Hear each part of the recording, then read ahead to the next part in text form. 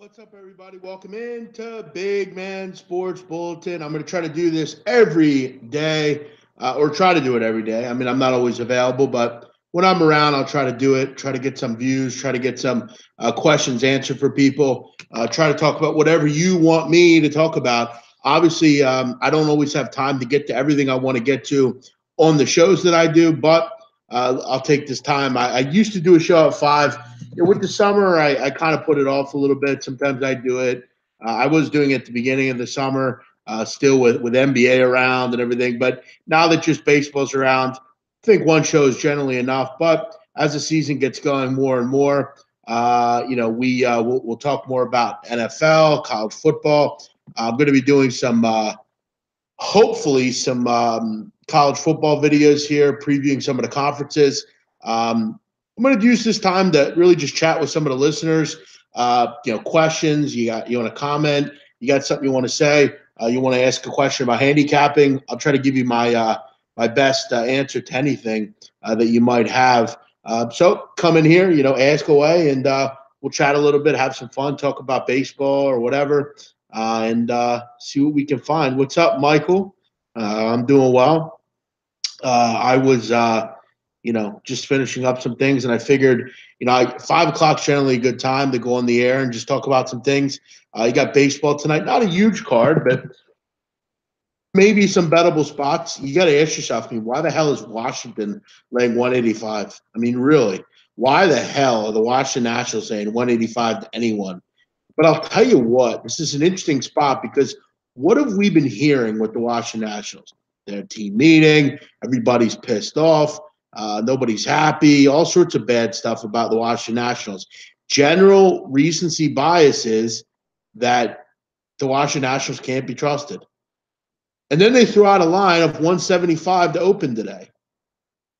I think this is a great spot to back the Nationals today. I think they crush Miami. And, these are spots where you look at and you say to yourself, you look at the last 24 hours. This team has really had to do some soul searching. They had to look into the mirror. They had to, really kind of accept the fact that, they're 8 games back at this point. They've lost 17 of 22, I believe. They've lost, 5 in a row. But there's good news coming up. They get 4 against the Miami Marlins. And I got to tell you, I think this is just the spot for Washington tonight to really kind of lay the wood and just take apart, overall, let's be honest, a bad Marlin team. I mean, this team is 36-52. They've been dreadful on the road, only hitting 238. Their bullpen's not good. They're going with a guy tonight in Lopez that we haven't seen a ton from. I think this is a decent spot to take the Nationals honestly. I would be looking here to maybe think that they're going to right the ship. Look, are they going to win 10 games in a row? I don't know. All I need them to do is win 1 game tonight. That's it. I don't care what they do long term. I think tonight is worth a real look at this national team. I know people say, why would I want to back the Nationals right now? Because that's exactly why you should want to back the Nationals. If the Nationals are so bad and they're so poor, why are they laying 180 in this game? And you're telling me, well, what do you want me to do? Lay 180? No, I want you to lay the run line. Look at the lineup tonight for Washington. Turner, Soto, Rendon, Harper, Matt Adams, Murphy, Michael Taylor, and Severino. Pablo Lopez going for the Marlins. Lopez, a 22-year-old out of Venezuela. Career stats in the major leagues. 6 innings, 5 strikeouts.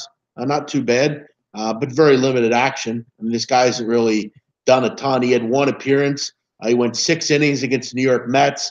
He gave up 2 runs, and they were home runs. So, I mean, you had that 1 outing. That was it.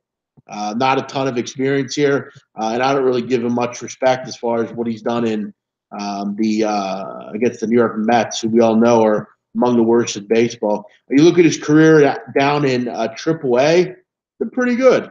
4 games, 18 2/3. Opponents hitting 222 against him was pretty solid. But as we know, coming up to the big dance, a little different. I think it's a good spot for the Nationals tonight. I really do. I might be looking at them on the run line or first 5 minus a half. Welcome in. Obviously, guys, and this is a good time to kind of explain. I had another YouTube channel, and what's been presented is I've actually been cut off from YouTube on my original account for a couple months. I had a copyright issue that I had, and what they do at YouTube is to just ban you. They don't give you a warning; they just ban you. July 23rd is my banning order up, so I'll probably go back to my old channel where I have a ton of subscribers. I'm really just kind of fighting with a lot of new subscribers here and kind of trying to build what I do have up. It's just been kind of in between things. So I'm happy to have this channel. Hopefully people find us here and everything. What's up, Lloyd, Raphael, Brian, Tim, Guan, Sumner? What's up? Give me a like, subscribe to the channel if you haven't. No problem, Brian. No problem, man. Nothing, Lloyd. Hope you're well. Hellickson was throwing well before the DL. Got to rethink that. They want him to get him in and get him. Yeah, that's true. I just kind of look at this from a standpoint of the Nationals and the way I think they're going to play tonight. What's up, Sonny? Do you think Ronaldo's going to Juventus? Yeah, I do. I think at this point, I think it's close to being done. And look, I got to tell you, I mean, I think it's terrific. I mean, Ronaldo is one of my favorite players ever. I think he's a consummate professional. I think he's the greatest player on earth.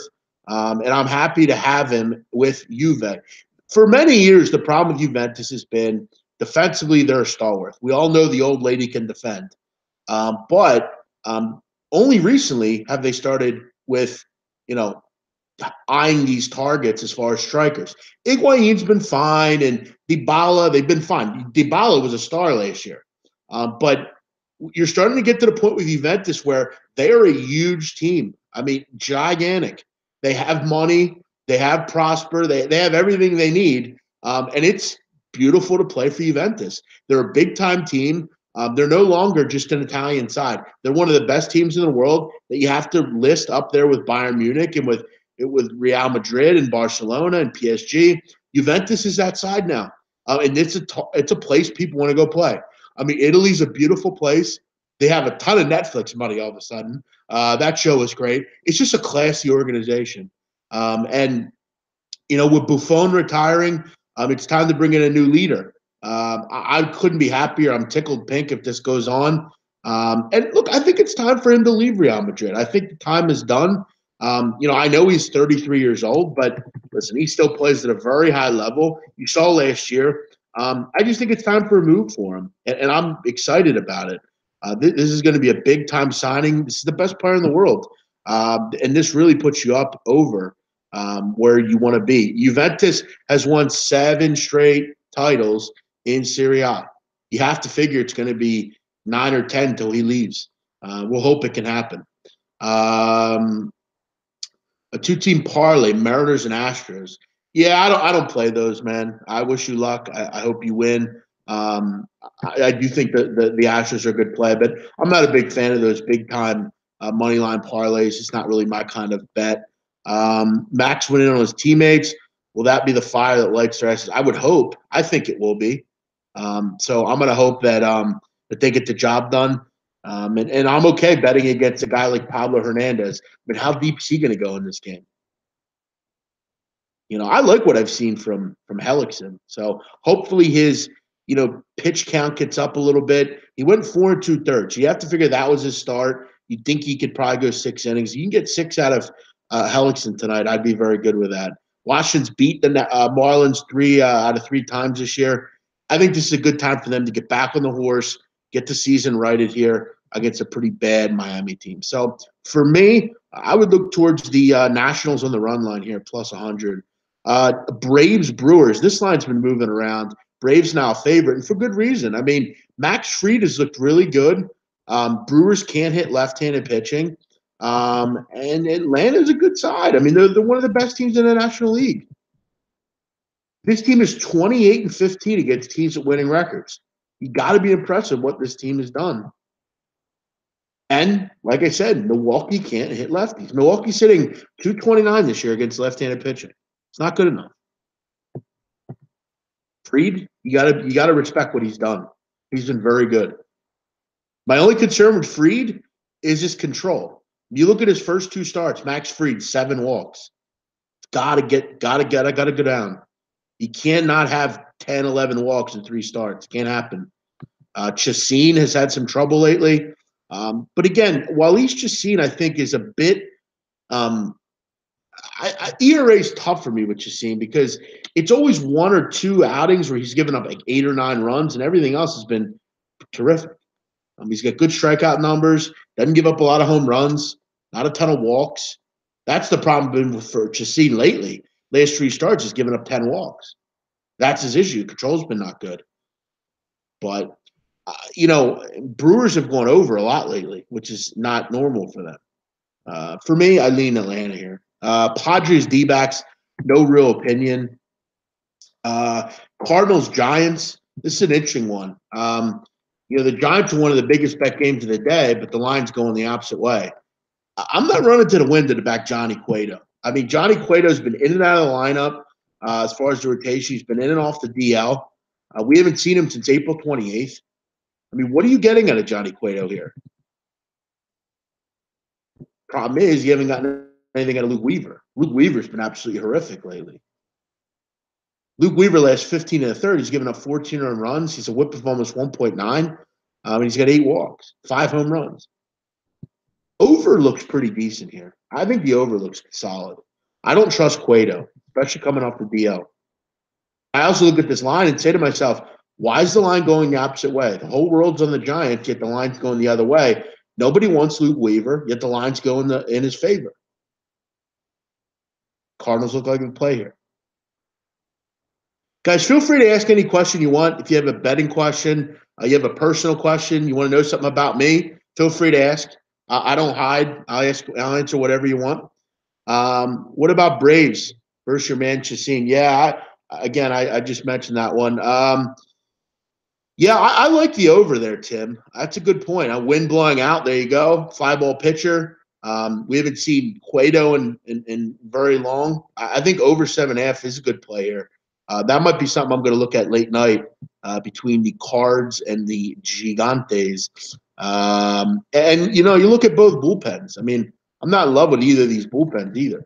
So, what's up, Khan? Thanks for subscribing, man.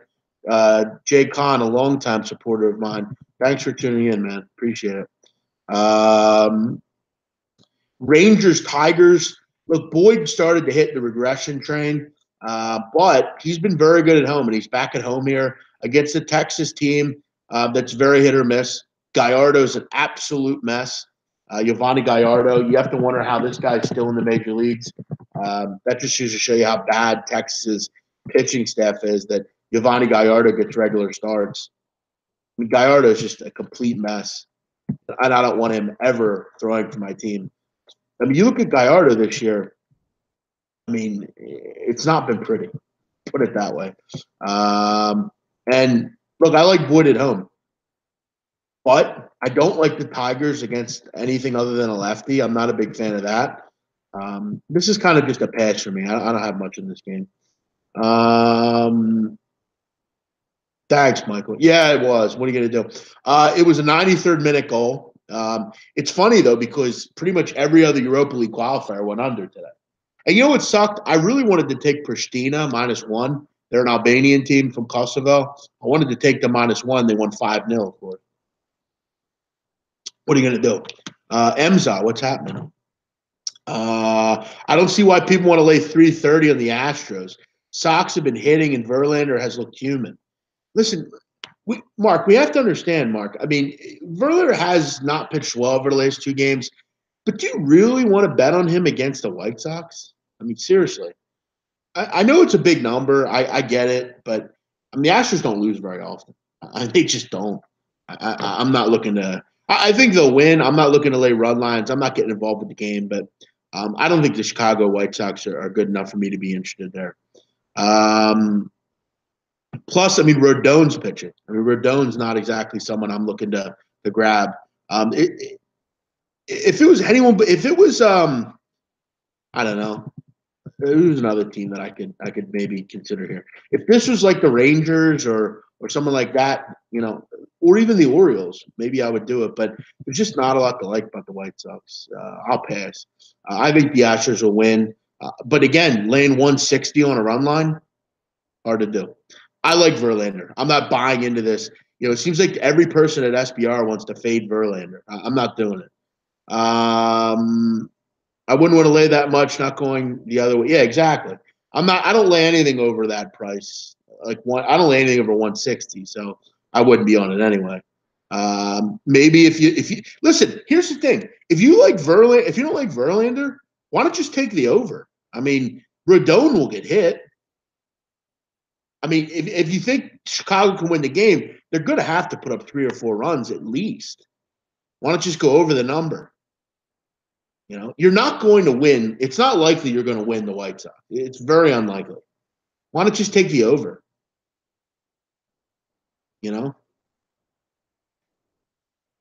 Seems like a better play to me. You're going to have to score runs to win. That looks to me like I don't know, 6-3, something like that. I think the game goes over the number. And it's 7.5. It's worth the play. Orioles Twins. Problem is, Verlander could absolutely shut down the White Sox. Then you wouldn't have won anyway. So, I don't know. It's up to you. I think Verlander has a pretty good game. So I'll pass on that one. Orioles and Twins. Slagers against Cashner. Cashner, who had a pretty good year last year, but nothing seemingly for the Orioles has went well. Aaron Slager's pitching here for Minnesota. It'll be his first start of 18. He did pitch 5 1/3 in relief against Kansas City back on May 30th, but very limited appearances. Andrew Cashner, typical Andrew Cashner. I mean, 4.5 ERA. He's allowed 11 home runs in 9 starts. But his home run numbers have come down a little bit lately. I tell you, I kind of like Baltimore in this game. I don't really see the reason that I would back in Aaron Slegers here. Cashner's gotten it going a bit lately. In Minnesota, it's not like Minnesota's a good team. I mean, Minnesota's lost, 7 of 8. They're not playing well either. So getting plus 120-ish, the way Cashner's pitched lately against a no-name spot starter, I take Baltimore. Angels and Mariners, talked about this one before. Bit of a toss-up, but I like the Mariners at home, and I like Gonzalez. There's not a ton of value here, though. Look, if this was even money, I'd probably take it, but laying 135, I'll pass. What else do we got here? We have over a week, but I think Matisse retires Pac-Man. I agree. Greg Hall, Hamlin. Twins are slumping. Yep, exactly. England lost on purpose. So Belgium's on the other side of the bracket. Yeah, I'm not. Listen, I don't think anyone will deny that. I think neither team wanted to win. For my Belgian future, I would have preferred on the other side. But listen, you got to beat good teams to win this tournament. It just is what it is. I think they could beat Brazil, as I've said. You're going to have to face these teams at some point. I think we're getting a little ahead of ourselves with England. I mean, no offense to any English fan out there, but listen, I mean, they beat Tunisia, Panama. They lost to Belgium, which we don't care. We throw out that game. And beat Colombia without their best player. I mean, we could talk all we want about England winning, and I respect the win. That's big time. The fact that they were able to win a shootout is impressive. They usually don't do that. But at the end of the day, they didn't play well. The set pieces were horrendous. Who's going to score for this team other than Harry Kane? I mean, they didn't clean sheet anyone. I mean, it's not like they, what was with the set piece defense on the goal? If not for Pickford, they lose that game. So for me, England's a bit overrated. And I think they're going to lose to Croatia. And I'm going to tell you right now, don't think Sweden's just going to lay down and die. Sweden's a good side. I don't think Sweden would beat Switzerland. This Sweden team is really impressive. Big kids, they're cohesive. They're not going to be scared about this moment. I think England's a bit overrated. I've been finding some success live betting MLB. What are your thoughts on live betting and long-term success? I'm not a big live better, honestly. I think if I think once sports betting really gets going here in Atlantic City and the live betting is really easy, I'll probably be more inclined to do it when I have all the TVs in front of me and I can do it from like a monitor in a little area. But I don't, I don't, I don't do it as much. I mean, basketball's a little different. Basketball more of a, I'll get involved with some second halves and stuff, like on a big Saturday card. I'll kind of just hit every game at halftime and kind of look at some things and see where I can kind of pick off numbers. But I don't really live bet too much. So I don't know that I'd be the good person to ask there. I'm more of an old school better, and I kind of prepare for the whole game, put my bet in, and just kind of let it rock. I think a lot of people get too intertwined with live betting, and sometimes will, really lose way too much. They'll start doubling down, try to get things back, and before you know it, you get middled. And yeah, I've had a couple horror stories when I was younger betting on live games. Getting middled. One of those like I bet an over 54, and I also have an over 51, and it falls 53. Some of that stuff's ugly. Some of that, middling and that kind of stuff. I'm not a big fan of. But again, like I said, a lot of people love live betting. I don't really do it. Plus, like, be honest, I mean, as a handicapper, I try to share the bets that I'm on and that kind of stuff. So it's hard to give that stuff out to people. But yeah, so guys, again, the writing on the wall has kind of been there. I'm going to still be doing a lot of content for football season, but I do want to let a lot of people know I do have some plans for some handicapping with Donnie Wrightside. We're going to be creating a website together, him and I. We're going to be sharing our tips. As all of you know, Donnie and I worked incredibly hard. We're friends outside of here. We enjoy working together. We already do some content, as you guys know already. We're going to be putting together a site where we're going to be charging one price, still very fair. You're going to get both of our selections. Look, Donnie kills the NFL. I do well in college football. I didn't have a great year in college football last year, but, I thought game to game I did quite well. I had a tough start, but I really kind of came on towards the end.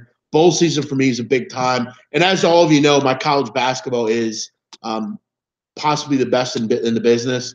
I don't really pack myself on my own back, but I think you all know that I know what I'm doing with college basketball. So there's going to be a lot of things where him and I kind of complement each other well. Listen, at the end of the day, last year, everybody on these chats got a lot of free information and I didn't charge a dime for it. If you would have followed every basketball pick I gave out, you'd have been up almost 45 units. So a $100 bettor would have made $4,500. I basically handed you $4,500 at the end of the season. Nobody's doing that. It's time to pay the piper a little bit. I work hard for what I'm doing. No, I'm not going to be doing college basketball for free.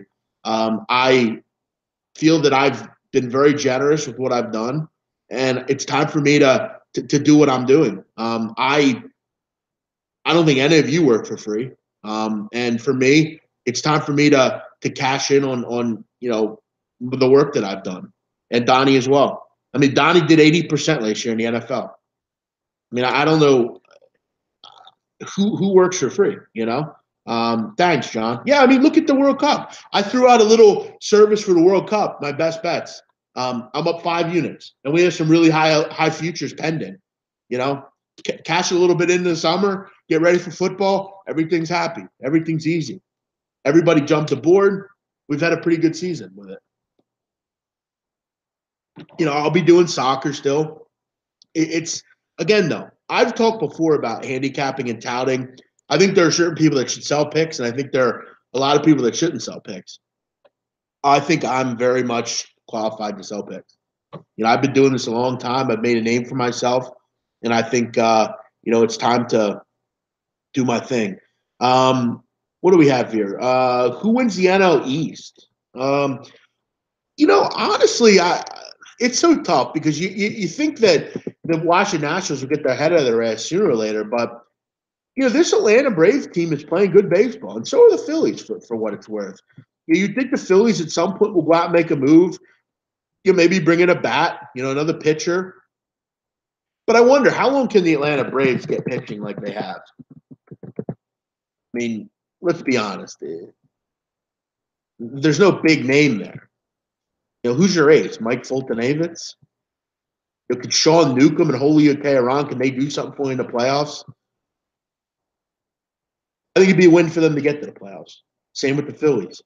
I trust the Phillies rotation a little bit more, though. Obviously, Arrieta and Nola are big time 1-2. I don't see that 1-2 for the Atlanta Braves. I think lineup wise, obviously Atlanta's better, but the Phillies, for what it's worth, are winning a lot of games and haven't been great offensively. If they get their offensive numbers up, I mean, Carlos Santana's starting to hit. Reese Hoskins is obviously a good player. Cesar's having a nice season. Maikel Franco, he needs to kind of get going. Odubel, you need him to return back to where he was. If they could start hitting a little bit more and kind of shoring that up, I think the Phillies can win the NL East for sure. If they have the pitching, and that's one thing I don't think Atlanta has long term. So I would say that the Phillies will win the NL East.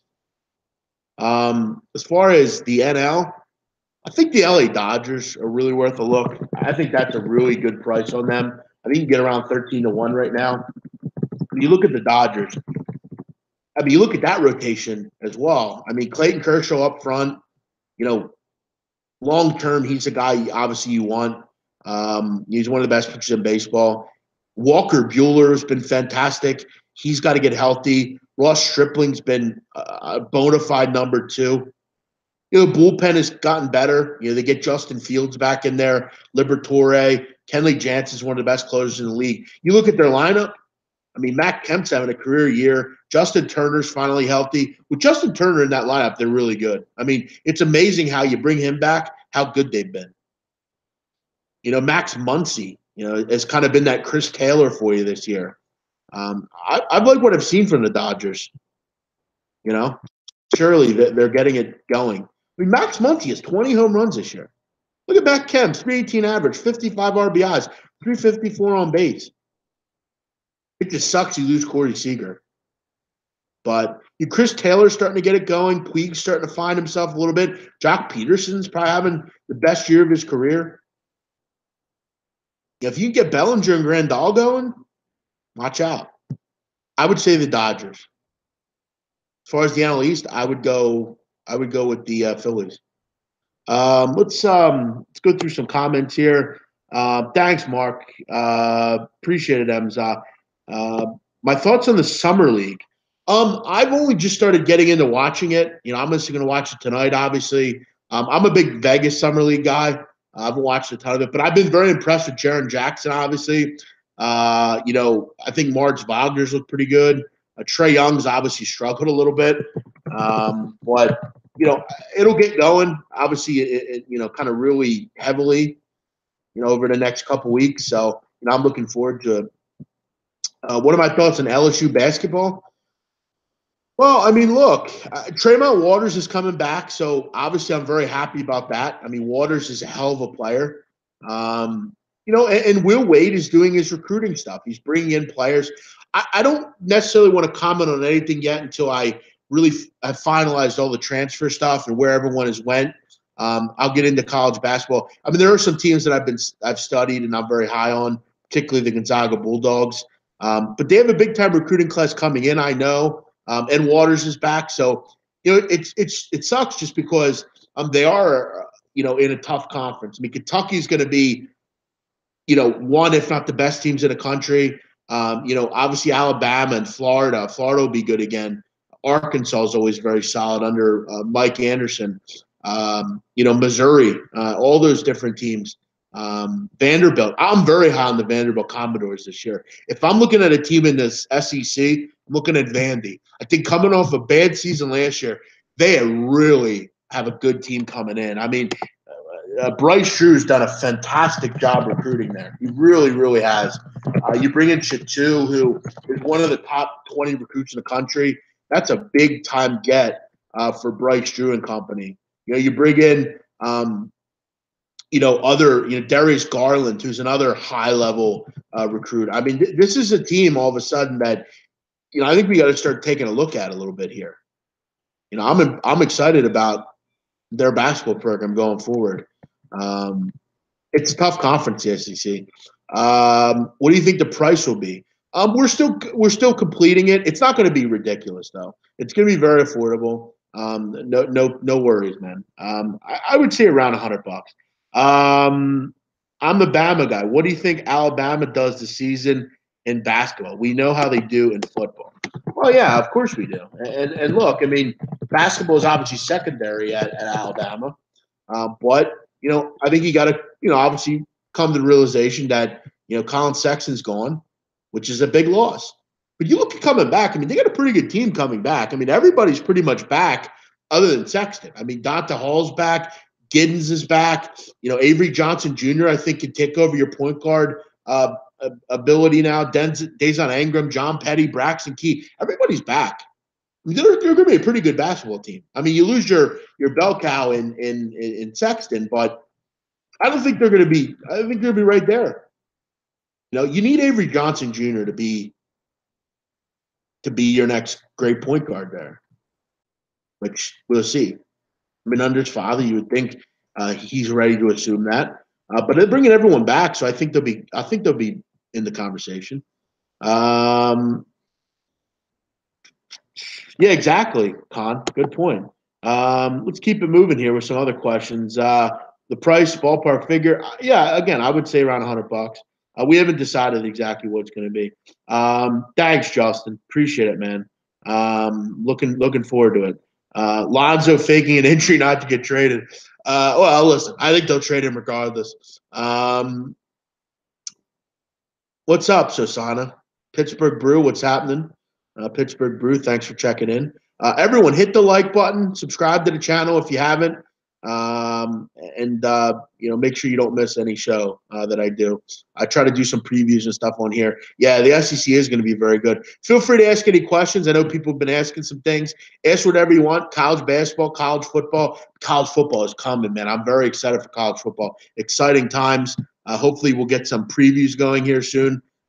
We've been doing some on the roundtable with Drew and Donnie and Ian Cameron. I know Gabe Morency and I were talking about it the other night on the late night anger management course, which, by the way, if you're out there, I urge you, come check out what Gabe's doing late night. I'm on there a lot of the nights. We're on there talking late night. Hit us up, 10 o'clock Eastern. I'll be on tonight with Gabe Morency. Tonight, I'm doing some work here at home down at the shore. I'll be around. We'll be talking college football. We got some soccer to chat about. We'll talk Big Three. We'll talk Summer League. If you're around, hit us up at night. I mean, Gabe's got his regular listeners, but we'd love to have you. Come join the show late at night. It's a fun time. Gabe's full of energy, as we know. Scott Weaver, what's up, buddy? Good to see you, man. Happy to see you there. You're going to have to be more specific, Sasana. There's a lot of different Aggies. I think he's talking about Texas A&M. Look, I mean, what do we know about Jimbo Fisher? What's he going to be able to do there? I'm not always a huge fan of grabbing a team on a new coach. Listen, the utmost importance in college football is coaching. If you don't make the right hire, you're not going to win. It's no more evident than in college football. I think the Aggies are a top 25 team. I think coming into the season, they'll surely be that. I think it was time to move on from Kevin Sumlin, and I'm happy to see that they were able to do that. Listen, the first line of control here for Jimbo is defensively. This team gave up over 30 points a game last year. They have to improve on that side of football. And you did. You bring in Mike Elko from Notre Dame, who's going to help your team immensely. You need to improve on that side of football because every other team in the SEC is pretty good defensively. Texas A&M's offense was weird. I mean, they were good. Sometimes they looked really poor. It was either really good or really bad. Obviously, against UCLA, it was really good, and then there was times where they failed to score 20 points in a game. So, whether it's Mond or Starkel, you got to get more consistency with their offense. Travion Williams is back, which is big. You lose Christian Kirk, but we all know down in Texas they're going to get good skill position players. You brought in some transfers in the receiving area and on the offensive line, which is obviously good. But the main thing for them is defensively. They have to improve on that side of the ball. If they could do that, yeah, I think they're third or fourth in the SEC probably. They're obviously a bowl team. Are they going to win the national title? No. But Jimbo Fisher's doing his thing down there. He'll continue to recruit.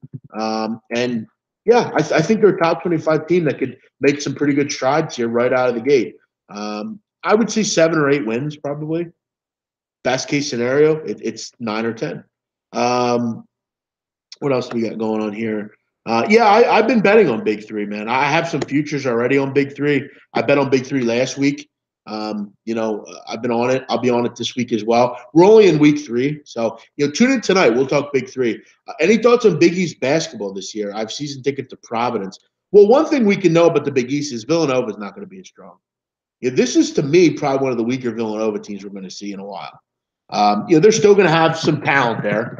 Obviously bringing in Joe Cremel was a nice move for Jay. But the problem that Jay has is I don't think he thought everyone was going to leave the way they did, which was a big loss. I mean, you lose 4 guys from a team last year that was obviously terrific. You bring in Cremel, which will be a nice pickup. The problem they had is they missed out on Reed Travis. Reed Travis was the best transfer of the season, really. I mean, he was the guy everybody wanted.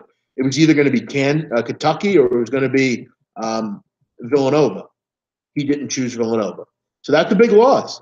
But you're going to have to replace Brunson. You're going to have to replace DiVincenzo. You're going to have to replace Amari Spellman and Mikal Bridges. That's a big thing to take.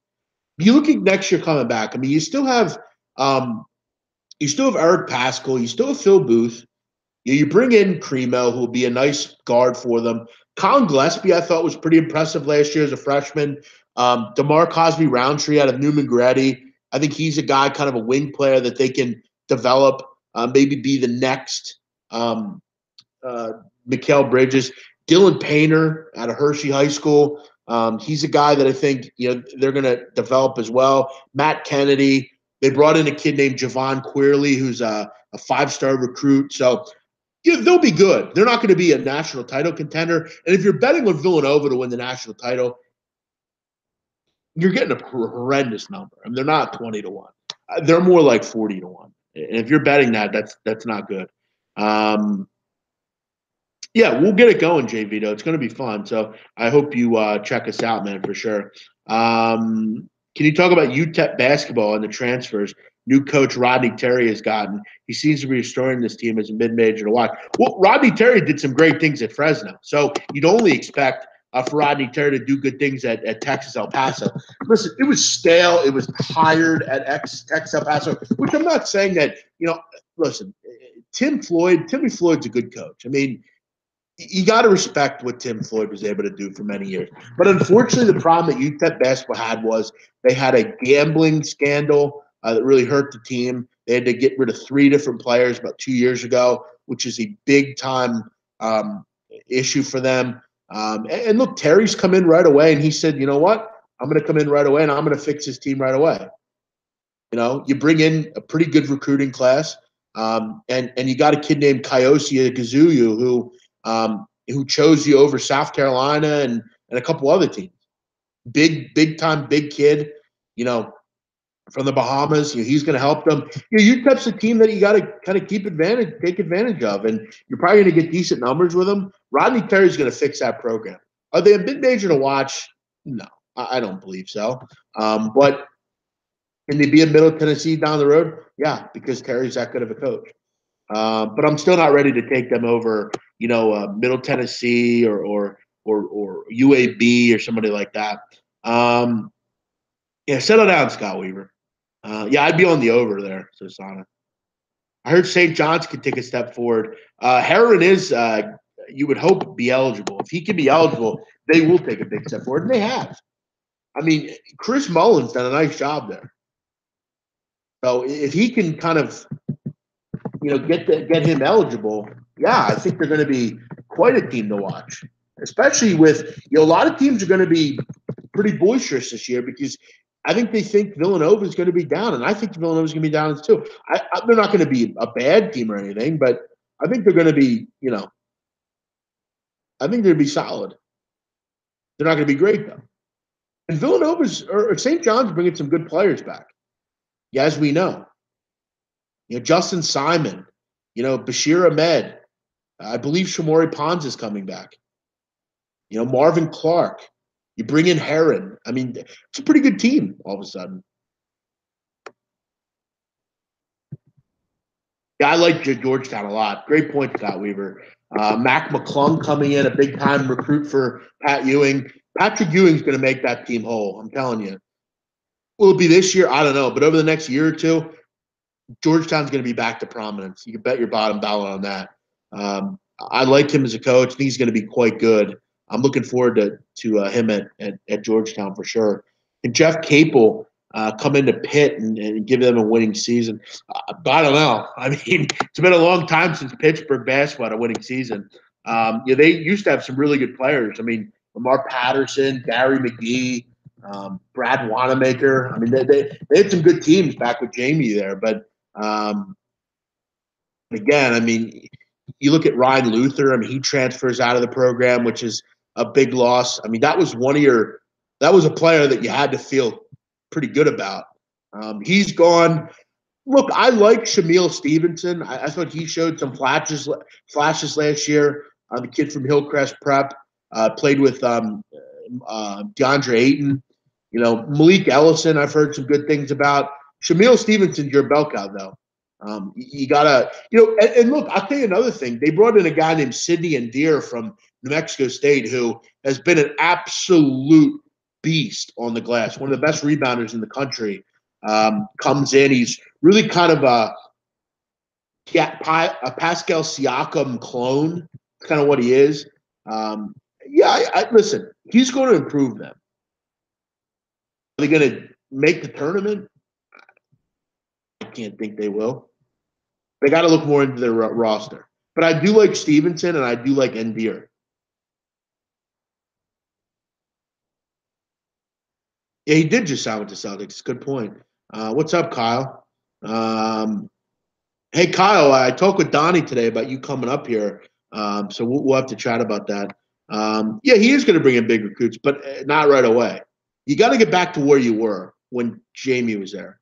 Jamie's bringing in a lot of kids from New York and Philadelphia, New Jersey. You got to get back to that. The Kevin Stallings signing was horrendous, and that was a terrible decision. And he put them back a year or two. Yeah, they are definitely M's up for sure. My thoughts on Duke basketball. Listen, I think they're one, if not the best teams in the country. We say it every year. I mean, listen, their roster's sick. I mean, I don't know how else to say it. I mean, you look at this lineup, and there's just a ton of talent here. I mean, obviously, Zion Williamson, we all know what he has. I, for one, have been on record as saying I think Zion Williamson is going to be exploited at the next level. But again, and keep in mind, I'm a pretty good talent evaluator with recruiting. I'm more concerned about his issues at times with his weight. I mean, 285 is a bit heavy. I mean, he's got to get that going. He's got to get that kind of in line. And I, for one, don't know if he has much of a jump shot. I think the competition he played against is a bit questionable as well. But he's a great player, and the fact that they were able to grab him really just goes to show you how much of a bad coach and recruiter Brad Burnell is. That Krzyzewski really just stole him from Burnell. Cam Reddish is an elite player. I saw him play at West Town with Mohamed Bamba and Brandon Randolph. He's an elite player. Trey Jones, his brother Tyus, was fantastic at Duke. He'll be just as good. Apple Valley puts out some really good basketball players. He's going to be your point guard. RJ Barrett, prized the number one pick in the 19 draft. Listen, they have 4 All-Americans on this team. You got Bolden coming back. That's a big-time big for you. Jack White, another big. Justin Robinson, another big. Alex O'Connell is a nice kind of a tweener. Look, Joey Baker's another high-level recruit. So, look, I mean, they are young. They're very young. And as we know, look at Kentucky. It takes time. This is a new Duke team. This isn't the normal, your uncle's Duke team. This is a new time kind of Duke team. Watch out for Javen Delorier. I like him a lot. I think he's a guy that could really give them some big-time minutes this year as a big. Delorier, he could be your next great player at Duke. He might have a big season for them. You know, Bagley and Carter out of there, he can be the guy now. He's going to be, he's going to be your starting five. I like Delorier. He's a guy that if you have a basketball all-star team or a DFS, him and Bolden, they might have a big year. Because that's one thing, all these young kids they brought in, they don't have a lot of size. They're going to have to go back to the old guys, the Deloriers and the Boldens. Look for them to have big years. Trey Jones is for real. So is Reddish. Zion and RJ, they are too. It's just about that cohesiveness, which is always tough to deal with. He does look like a freak, but I'm not as high on him as a lot of people are. I've said that for a long time. I'm not as high on him as other people are. He's a great player. I don't know about him at the next level though. He needs to get his weight in check in handle. Zags are going to be disgusting. Yeah, listen, they're my pick to win the tournament. I've already bet them. I'm very high on Gonzaga. I'm going to lead that charge yet again for the rest of the season until April. I'm absolutely in love with the Bulldogs. I mean, they have literally, I think, Pew's best team yet coming back. I mean, this is really impressive. I mean, you already are going to bring back Tilly. You're already going to bring back Hachimura, who, listen, Hachimura is a lottery pick waiting to happen. And I'm going to come out and say it. I think Rui Hachimura is a top 10 player in the country. I feel like a father bringing his kid to his first day of basketball practice because I've watched Rui Hachimura go from an absolute unknown. Now he's kind of known. He's going to be really known after this year. Hachimura is, to me, a Giannis clone. And I mean that. He is a high riser. He's a dominating player that's gotten better and better in his last two seasons at Gonzaga. He will be a top 10 player in the country by the end of the year. Mark my words. And he'll be an lottery pick. He's that good.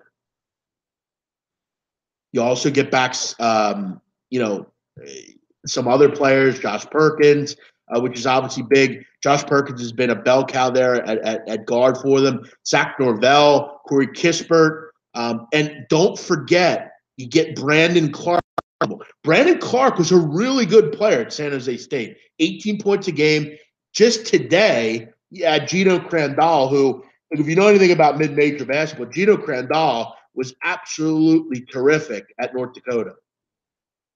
I mean, last year he had 40-point games. He was being wasted at North Dakota. And he will be playing right away.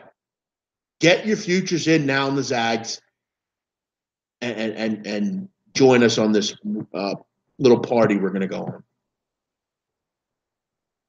I'm real excited for this year's Zaga team. Really excited. Really pumped up about it. I'm ready for basketball to start now. That's how excited I am about it. What else do we have here? This has been fun. My little bro is RA for the Duke B-ball dorm. I'll try to get some inside info. Well, look, you know where to find me, Sonny. I hope Zags destroy St. Mary's so they stop hiding from playing good teams. Yeah, I mean, they usually do that, so that shouldn't be a problem. Yeah, I haven't been able to see their transfer list yet, man. That hasn't been confirmed. But yeah, Sidney Baum was great at San Francisco. Tark was good as well. I mentioned Ezegayu. So, yeah, I mean, they're going to have a good team. We'll see how Rodney gets it going. But that's going to be it, boys. Yeah, well, I'll roast Burnell plenty during the season. What do you mean MLB? We talked about MLB earlier. You missed it. We already chatted MLB. But yeah, good stuff, guys. Good questions. Good stuff as always. Join me tonight. I'll be on with Gabe Morency at I don't know 10:30 or so. We'll be talking some Big Three, some summer league, talk some soccer. We'll keep it up with college football, all sorts of fun stuff. So yeah, hit the subscribe button and like the show. We'll do this again real soon. Everyone have a great night, and thanks for checking us out.